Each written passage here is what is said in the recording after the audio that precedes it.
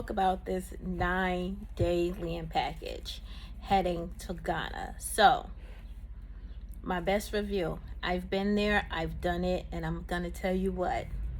I am going back again. April the 5th, 2025. So, if you're interested or you want to go, send me your email, contact me some way, somehow, and I will forward the information to you. Unfortunately, it does not include your airfare. It's hard for me to do airfare for a group because not everyone is originating from the same city and airport. So that's why it's not included. But $3,900 per person per double occupancy. Now, if you are a solo traveler, unfortunately, you will have to pay that solo supplement. With the solo supplement, I don't have the prices in front of me, but I believe it's $5,100. We will be participating in group share program, but first come, first serve, and there is no guarantee. So, if you think you're going to participate in a group share, just make sure you have enough funds to pay for the solo supplement in case you are not matched with an individual. Okay?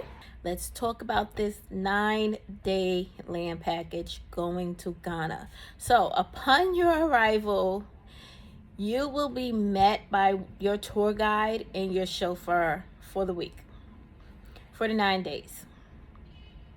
They will meet you depending upon what time you arrive. They may drive you around a little bit, give you a quick little tour of Accra, and or drop you to the mall to do a little bit of shopping if you realize you have forgotten something. Reason being, check-in does not begin until 3 p.m. at the African Royal Regent. And so you may have to kill a little time depending on what time you arrived at the airport, okay? So, with the African Regent Hotel, it's within walking distance to the Accra Mall. So, if you've forgotten anything, your bug spray, your repellent, a washcloth, etc., you could just take a slow stroll across the bridge, across the highway, across the streets, and you're there at the mall. So that's a wonderful thing. Now, second day, I can't remember the order of how everything is going to happen, but you will go to the Black Star Square, as well as Ghana's National Museum and the W.E.B. Du Bois Museum. Those three sites hold a lot of history. And W.E.B. Du Bois, in case some of you are unaware, he's actually buried in Ghana at the museum. That's where his final resting place is. It caught me off guard when I was there, and I was like, oh, really? He's here. He's there. You get to view some of his capes and robes from his many graduations, as well as you view some of his actual writings and belongings, because the museum once was his living quarters. So it has a lot of history there. Okay, another day you will go to Cocoon National Park, as well as Cape Coast Castle. Now, a lot of people always ask, the door of return. That is that big black door you see a lot of people taking pictures in front of. That is the door of return at Cape Coast Castle. But you will experience the dungeons. And the most infamous dungeon is the male's dungeon. And I'm going to tell you, this takes a lot on your mental. So make sure you're mentally ready for it, because it is a lot. It really is. Cape Coast Castle takes a lot on you mentally. being in that space, knowing that there were some of your ancestors or individuals who were held captive in these quarters with hundreds of other people, just standing there for 2 minutes was a lot. And it took a lot out of me. And other guests that were with me, it just took us somewhere else. So make sure your mental is ready, because it is a very powerful location. But to lighten up a little bit, Cocoon National Park, it's an experience. You will take a hike up to the canopies if you choose to participate. It is included in the tour package. So there is a hike. If you're not physically fit, I will express that you will need to stop a few times, walk a little slower, because it is engaging. So you will hike up to the canopies. You will go across the canopies. At first it's shaky. It takes a lot to get used to. But then it's like, oh, I can do this. But it's a fun, engaging experience. And yes, I was just sweating, looking like a glazed donut. It was just a lot. But I enjoyed it. So the same way you go up, it's the same way you're coming down. So you got to hike to get up, and it's just that steep coming down. So make sure you don't have mobility issues, because if you have mobility issues, this is one you may have to sit out. Okay, the following day you will end up at Elmina Castle and Elmina Fish Market, which is not far from each other. Now, the fishing market, let me explain to you. It is huge. There are tons and tons of vessels there. There are tons and tons of individuals selling their fish. It's an experience. The crowd, the atmosphere, I can't even explain it to you. All I can say is it's an experience. You will enjoy it. You walk through the town. You see how people live. You see, their businesses, etc. And then you go on to Elmina Castle. Again, this is another location that will take its toll on you mentally. At Elmina's Castle, this is where you can actually see the door of no return. The actual door, the size of the door. You will go through the little entry paths to get to certain areas. So you will see it was nothing great about this place at all. You will see the architectural makeup of the castles, and you could come to your own conclusions. I'll leave that to you. But myself, I have my own opinions.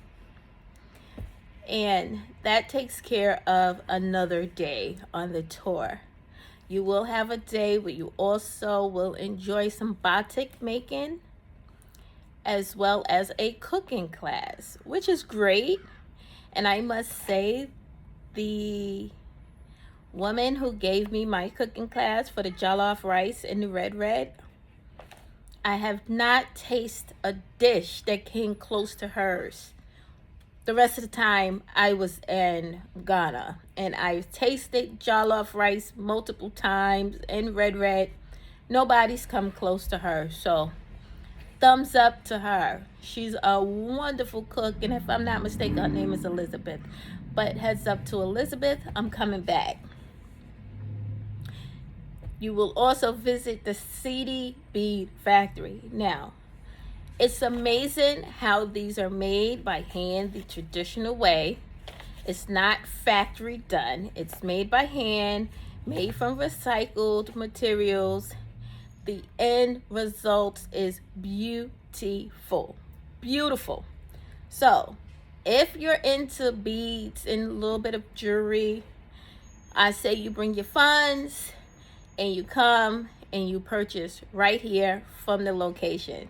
Seedy himself is a wonderful human being. He's very polite. And as I stated, it's a masterpiece. The jewelry is just beautiful.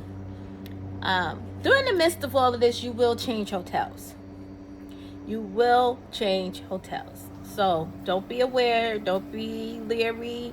My advice on these trips is don't unpack. You're going to live out your suitcase. Don't unpack.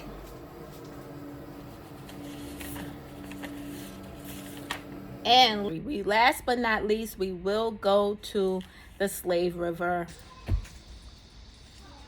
It's a lot. It does a lot, but I'm going to tell you right now, you need to see for yourself what your ancestors went through. You need to see for yourself what people went through. It was just amazing. We did a spiritual ceremony. I felt something. Everyone feels something completely different, but what I felt is what I felt. And I will tell you, it urged me to put together this upcoming group in April to make sure I take back as many people as I can with me, because we all as African descendants need to visually see, feel, and comprehend what transpired. That's just my take. So the Slave River, it does a lot to you mentally as well. It's just amazing how knowledgeable our ancestors were. And this fern plant right here, if I'm not mistaken, he called it a mimosa. Yes, mimosa. Unbelievable. I could not believe my eyes. I said, hold on, wait a minute. Do it again? He did it again. I said, hold on, let me get the camera. I got to record this. Like, what? Could not believe it. I'm totally amazed. And to see it in person, it's like, oh my God, really? It saved a lot of people. I'm going to say that. And last but not least, we go to the biggest outdoor museum in Ghana. I can't pronounce it. I'm not even going to try. But this is the museum where you see all of the heads. Very spiritual place as well. You learn a lot, you do the tour, you see for yourself, and you also will have the opportunity to submit your features, if you choose, to be used in the museum, and they will form a head with your facial features as well. But that's a lot of more information that you can get from the site. So guess what? Book the trip. Book the trip. And yes, you can ask me whatever questions you want. I do have a Facebook group called Visit Ghana, Go with a Group. You could join that Facebook group. You can ask me all your questions you want in regards to this trip, the processes, the vaccinations, the passport requirements, etc. I'm happy, more than happy to assist you. And I look forward to meeting you for the April 5th, 2025 trip to Ghana. So come on out. Join me. It's a low down payment of $250 per person right now. And you have to 90 days prior to your trip to pay the balance. So you can put yourself on your own little payment plan. It's okay with me. I want you to join me. So come on out. You won't regret it.